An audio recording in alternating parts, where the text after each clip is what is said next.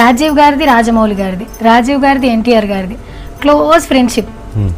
ఈ ఫ్రెండ్షిప్ ఎట్లా స్టార్ట్ అయింది? ఇంత ఫ్రెండ్షిప్ ఉన్నా కానీ ప్రతి సినిమాలో అంటే అంత మీరుండే క్లోజ్నెస్ కి ప్రతి సినిమాలో మిమ్మల్ని పెట్టొచ్చు కానీ పెట్టలేరు, ఎందుకు అది? అన్నిట్లో పెట్టడానికి వీల్లేదు, అన్నిట్లో సరిపోను కదా. కొన్ని క్యారెక్టర్స్ పనికి వస్తాం, లేకపోతే కొన్ని నాకు ఆ టైంలో లేదు, వేరే సినిమా ఏదో డేట్లు కమిట్ అయి ఉన్నా. ఇప్పుడు రాజమౌళి గారి ప్రస్తావన వచ్చింది.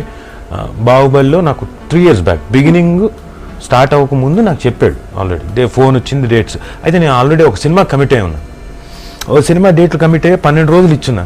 వాళ్ళు ఏంటంటే మన బాహుబలి వీళ్ళు 3 days మండే నుంచి వెడ్నెస్డే వరకు కావాలి, కంపల్సరీ కావాలి. సాటర్డే ఫోన్ చేశారు, సండే మధ్యలో గ్యాప్, మండే ట్యూస్డే వెడ్నెస్డే. సరే ఈ ప్రొడ్యూసర్లు కూడా పాపం, రాజా నీకు మంచి పెద్ద ఆపర్చునిటీ వచ్చింది, నువ్వు చేయాలి అన్న. సార్ 2 days అడ్జస్ట్ చేశారు, ట్యూస్డే అండ్ వెడ్నెస్డే. సరే మండే కూడా కావాలన్న.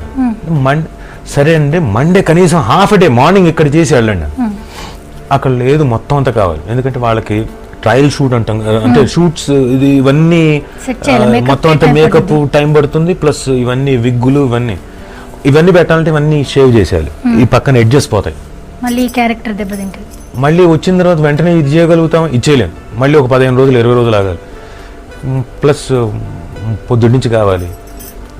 సరే ఇక్కడేమో పాపం ప్రొడ్యూసర్ అతి కష్టం, మిగతా వాళ్ళ డేట్లు అప్పటికి కొంతమంది స్టార్ కమెడియన్స్ ఉన్నారు అందులో. సో వాళ్ళ డేట్లు అన్నీ అడ్జస్ట్ చేసి తీసుకొచ్చుకున్నాడు. వద్దులే, అది ఎలాగో బాహుబలి, అది ఎవరున్నా లేకపోయినా అది బాహుబలి, మళ్ళీ వస్తుంది, నో ప్రాబ్లం అనుకొని అట్లా చేసి బాహుబలిని వదిలేసుకున్నారు అంతేనా? మరి బాహుబలి సెకండ్ పార్ట్ లో అది ఇంకా తెలియదు. తెలీదా? తెలిసినా కానీ చెప్పొద్దన్నారేమో రాజమౌళి గారు. చిచ్చలేదు, అదేం లేదు.